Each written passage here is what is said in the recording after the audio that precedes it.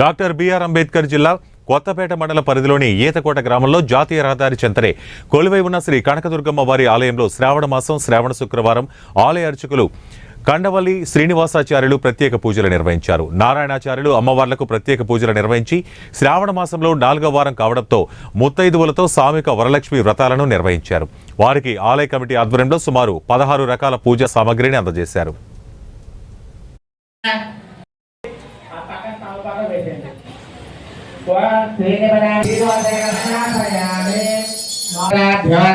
పుష్పగంధ అక్షతాన్ని సమర్పయామి. దానికి కుంకుమ